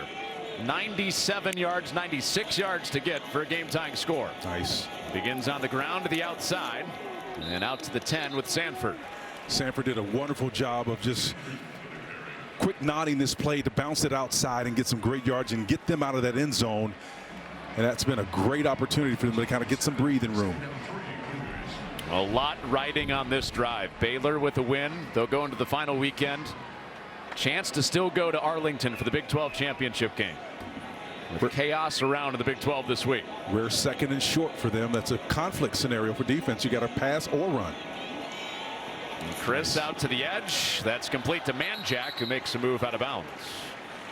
You know, Manjack, is good to see that guy get the ball in his hand. He's really was a big contributor to this ball club in the last couple of years. And because of the quarterback situation with Donovan Smith, the labrum surgery, never getting back to full form, he has been kind of marginalized. And the lack of trust that they have in Chris to throw it, he's just been a fraction or a shell of what he was the last couple of years. But he's a spirited player. He's got some talent.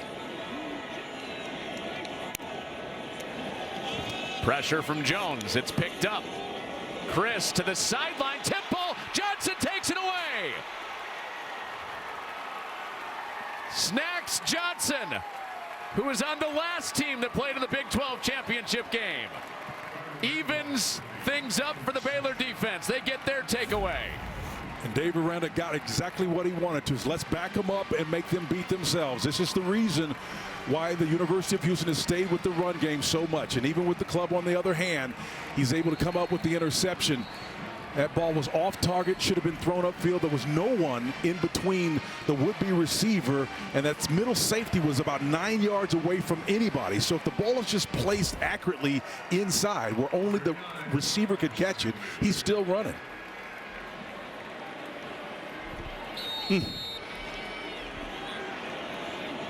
You can't help but feel an overwhelming sense of opportunity lost if you're a Houston Cougar fan. Chance to do something you rarely get a chance to do, make a dramatic drive for a possible tie. Well, Pendergrass dives ahead down to the 35. Guys getting a little chippy down there, and again, have no one to blame but themselves for that situation. You got to be great sportsmen and compete. Well, the defense for Houston had gotten stop after stop in this second half. They had the first down to get out of the shadow of their end zone, and then Snacks Johnson arrived. Yeah, but every time I see Pendergrass come in the game, it's usually one of those situations where they're trying to salt this thing away. Came in a little bit earlier than he would otherwise. That'd be maybe more of a roster management situation because they've got so much talent back there, but they're in salt away mode now. Against a good Houston run defense. Pendergrass fighting for every inch. And here comes a third down.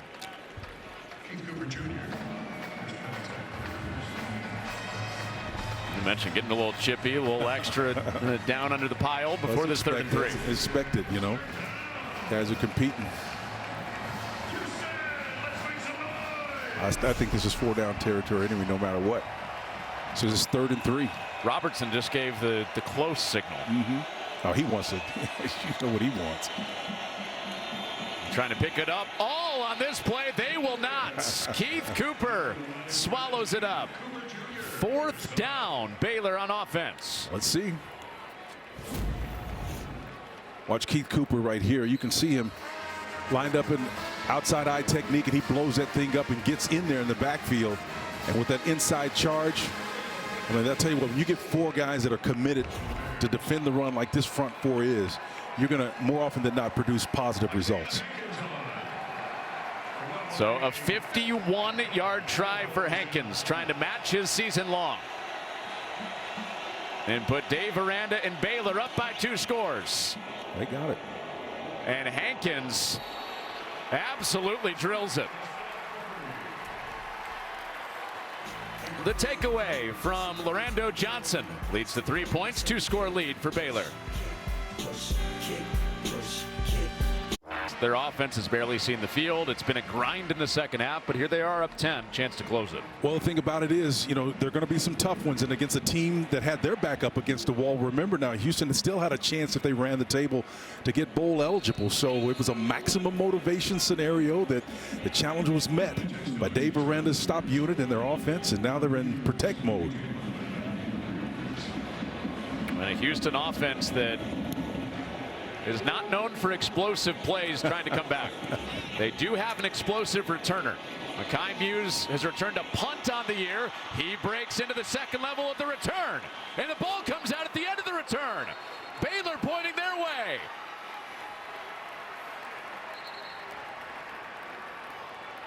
Yeah, but it's going to be Baylor ball. They do have it. LeVar Thornton recovers. It's a fumble. Covered by Baylor. First down.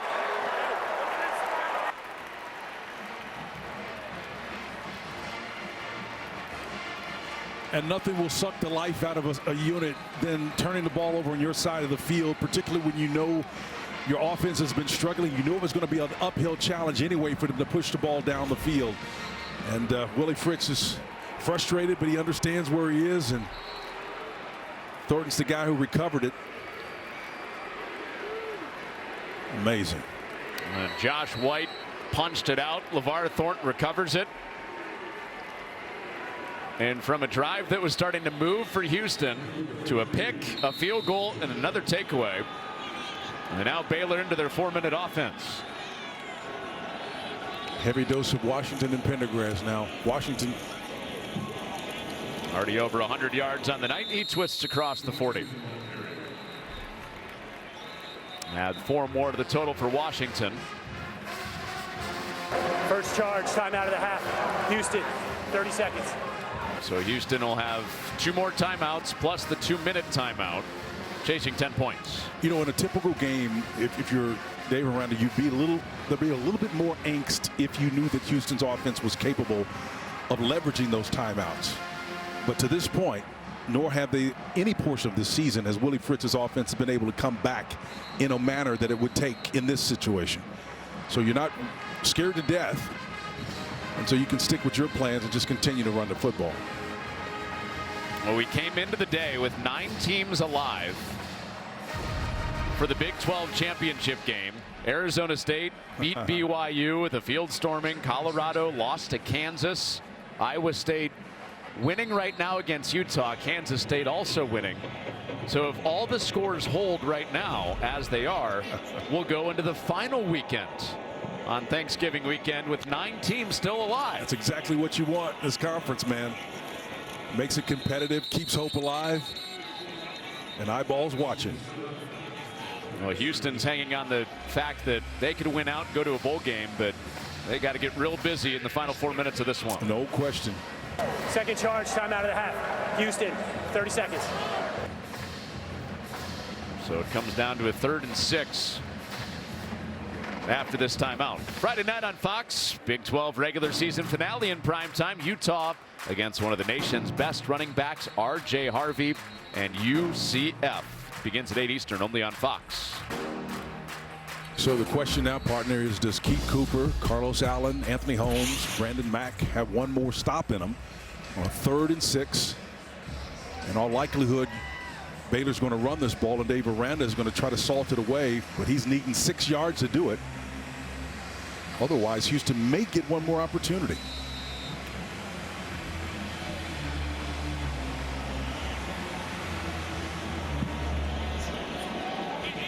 Well, Baylor's offense has not been out there a lot in the second half. Do they trust Robertson to throw it? They do not. And they'll force Houston to use that last timeout.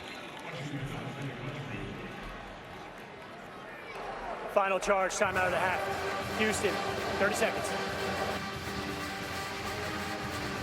So 4 minutes even.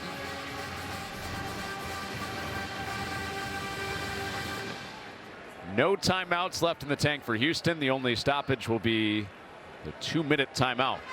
You know, Connor, what I absolutely love about what Willie Fritz is doing here, he played this game and the cards and the decisions as if he does have a capable offense that he knows can go down and throw the ball and air it out. He's coaching it just like he would, and I just absolutely love the mindset and the attitude. It leaves you a heck of a lot to coach with down the road instead of just folding. I mean, those timeouts aren't going anywhere. You got to burn them. He's playing the game, man. I love this. Well, interesting for Baylor, too, the decision here, because 54-yard field goal try from here, not worth getting it blocked. Even if you score game either way. Absolutely. But even if you don't respect their offense, you're going to give them a short field if you don't make it. This is maybe trying to draw them off sides here. Well, they do snap it. Robertson zings it in there. Well, Cameron stays down. Yeah, Cameron took a headshot there, and that's unfortunate. Whirling on the field is a first down. Injury timeout. So Cameron caught it. It is a first down. Halsey hit him, and Cameron with his helmet off. Yeah, unfortunately, I think this is going to be a shot to the head, and that forearm hit him right across the side of the head, and it definitely. Yeah, he took a nice shot there. He shook it off and held onto the ball. Good to see him up and walking.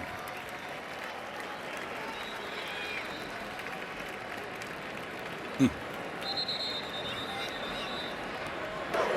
previous play is under further review for targeting. Well, they're going to see that it's a forearm, it looked like to me. Yeah.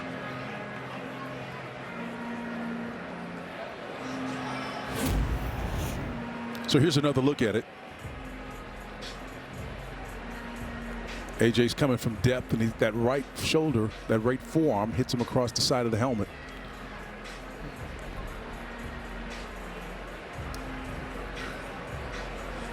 Let's get Mike Pereira's thoughts on this one.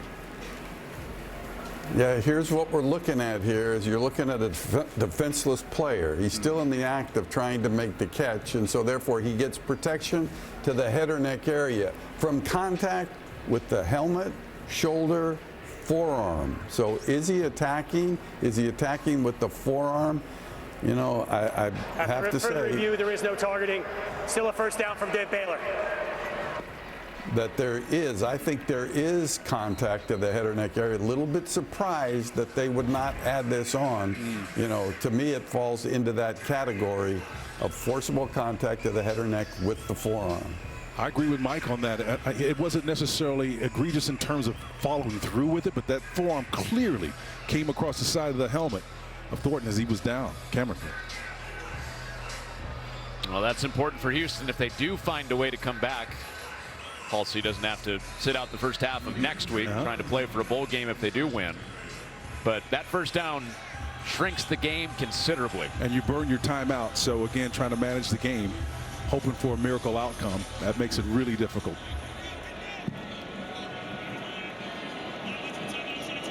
Houston will have the 2-minute timeout.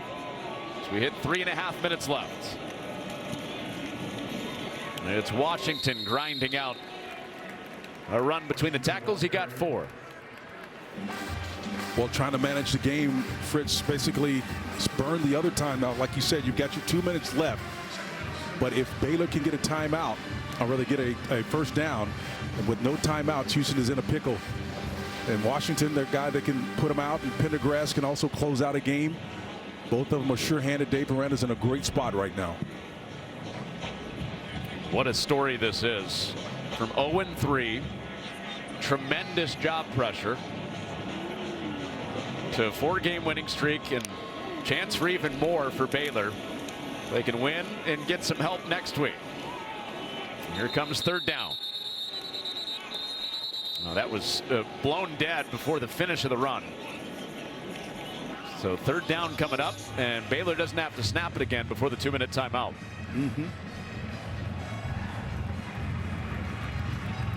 Kansas next week. That's all that's left. Kansas has been the spoiler for a few teams in the Big 12.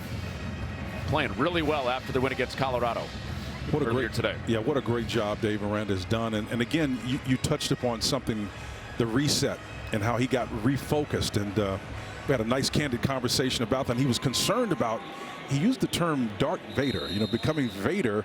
But his players, to a person, told me that they were excited.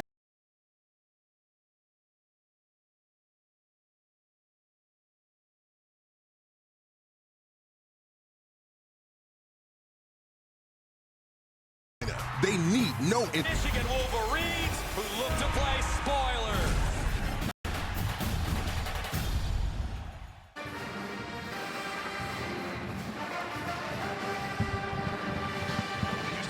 The final 2 minutes, Baylor trying to win their 5th straight game in really good position ahead of this third down to go from 0-3 in the Big 12 to final weekend meaningful football. We've already clinched a bowl eligibility win last week, so they'll be in the postseason, but will they be in the Big 12 championship game? I'll tell you what, that'd be a massive leap if in fact they did. Dave Miranda's had the charge. Mac Rose, the AD, says, I want to see progress after the 3-9 season finish last year. And I'd say to turn it around to this point right now where you're even in the discussion to play for Big 12 championships is quite the turnaround. So he's got the financial support. He's got the commitment from the administration, and they're in a good spot right now. You just wonder, Spence, if that Hail Mary at the end of the Colorado regulation didn't happen. Be sitting on 2 losses right now. Maybe, you know, maybe those 2 games that followed, they don't lose that. Here's a 4th and 4. That's intercepted. Oh no, Halsey with the interception, and Houston has a chance. The last thing in the world, Connor, I thought that they would do it, even attempt to pass in this situation. Well, it was 4th down, so if they didn't get it, Houston was getting the ball anyway. But I mean, I think at this point, we just talked about how the landscape of the game is so flat. This is a world of image and impression, and you don't want that number to be lower than it typically has to be. You want to show that you were in control of the game, and people are going to have short memories. They're going to forget what the detail was. When that committee sits down and at the end of the year, man, they're looking at all of these things. Halsey got clipped by Bryson Washington, the running back. Came in and made the tackle. That's one of their top players. They can ill afford to lose him. And Halsey's been physical tonight. He always has been physical. He's getting up. Looks like he's a tough character, man. Great player.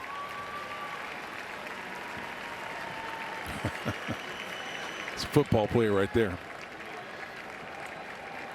It came after his team leading 5th pick of the year.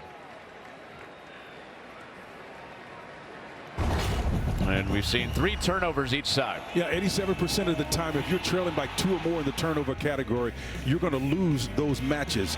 University of Houston came out with intentionality and showed what they're capable of doing. That's been the formula, right? It's been the formula for them in their upset wins over TCU, Kansas State. When they lead in the turnover category, they walk away, despite the fact of not having a juggernaut offense. They walk away with W's. Can they turn that thought around and hit some big plays? First one of this drive goes for a first down to Frederick. And the clock stops with the first down, but no timeouts for Houston. Well, they burned all of those, and we're since passing the hip pocket of the 2-minute. But let's see how efficient they can become with a quarterback everybody knows is a runner first. Inside a minute, Chris ducks out of pressure, and that's juggled and caught by Muse. Might have been better just letting that fall incomplete. That's right. Now the clock's running. Yeah, Matt Jones was right there waiting for him. And see, that's the problem. You're reduced to shallow crossing routes underneath with 34 seconds left on the clock. That last sequence took about a half minute off the clock. That is caught and out of bounds. Now, see, I like that play. That was a back shoulder to your back, but it's a back shoulder stop. You're throwing it at a point, and Willie's still coaching, man. I really like the attitude. Throwing it to a point and asking your guys to get 10 yards and then turn around.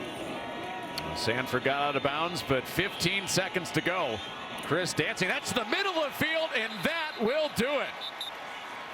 Devin Lemire sends Baylor into the final weekend with a chance for the championship.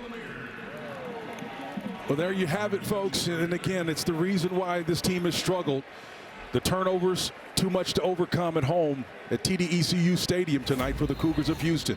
You can see walking off his back foot, pressure in his face. Dave Aranda's always going to bring pressure.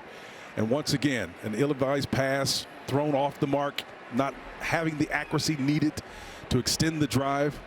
And Lemire made him pay for it.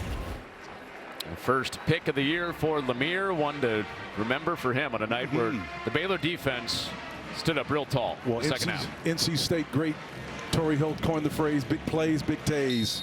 And Lemire just made it to extend this win streak to 5. And I'll tell you, Baylor's been impressive, and so is that guy right there, Dave Aranda.